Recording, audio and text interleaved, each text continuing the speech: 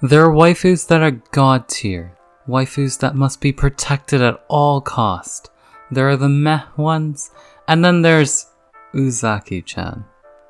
Yes, this bug-eyed freak of a character with a clear exaggerated disproportion of her personality is a hot topic at the moment and has got every weeb angrily discussing. So let me fill you in as to why. According to some thorough research I've gathered at Weeb University, studies show that your life expectancy actually lowers by liking this specimen. I mean, you probably don't need studies to tell you that. There are various different viewpoints as to what people can take, some more drastic and alarming than others. And today on WeebOut, we're going to be talking about the internet's most hated, or at least controversial waifu at the moment. The first thing I'd like to bring up is the character design itself. Yes, there is little to no issue with liking girls with relatively short hair, or having other particular preferences. You determine the types of people, 2D or 3D you like, and that's that. However, when delving deeper into the character as a whole, you can sort of start to grasp as to what people's problem here may be. Hana Uzaki possesses a very contradicting look about her. Traditionally upscale, cutesy heads, but not quite at the chibi proportions, are typically found on characters who are significantly younger, or some sort of demographic that isn't intended to be looted. The anime actually takes note in the second episode that she even looks like an elementary school kid due to her height, and it's definitely not helped with her face, and it's only until you keep looking down that you start to take note of her real age. This somewhat questionable body proportioning is a bit less alarming for an anime that finds itself under the ecchi genre, and if it does bother you, you should perhaps consider socially distancing from the anime and possibly the whole genre accordingly. It does seem like this sort of stuff is an attempt to appeal to the miserable loners who believe nothing will be going for them.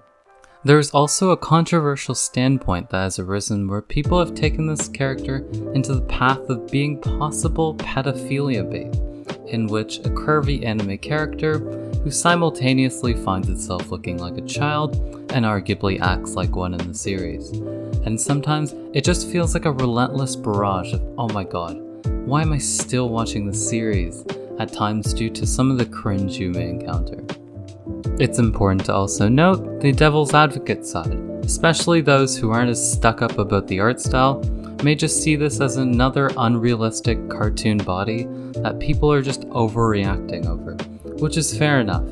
There's a lot of things unrealistic in anime anyways, such as the existence of girls. There are also other things people may hate about her that might not even be related to her character design, but the former does not help the situation. She seems to be thick in more ways than one, and therefore makes people want to land a single punch to her face. Now this becomes convenient for me, as I want to take up on boxing in the near future, and I could always use a punching bag. Let's remove that skin fang while we're at it. Jesus, is that repulsive. But however controversial a woman can be, please don't beat up your anime waifus, at least in public. Although it's arguable that a lot of anime have similar sort of issues, let's just assume this anime isn't being used as a scapegoat for once. The first thing to bring up here is the moaning and suggestive sounds.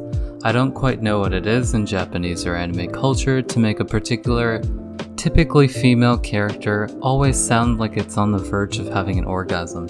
Although I should probably bring up again that this isn't exclusive to this anime, but Uzaki-chan has definitely lessened her chances of me wanting to hang out with her after some of those tendencies she has.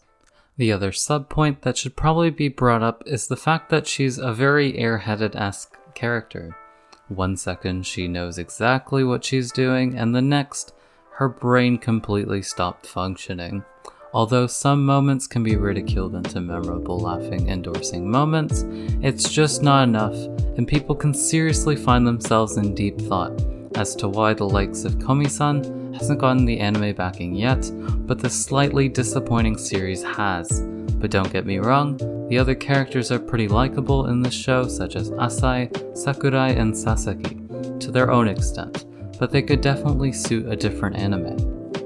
So, that's a bit of what's been going on with this Uzaki-chan character. You may have been wondering, seeing all around Twitter everywhere. And on that note, this concludes today's video on WeebOut. Feel free to express your burning opinions on Uzaki-chan in the comments down below, and I'll see you guys in the next video.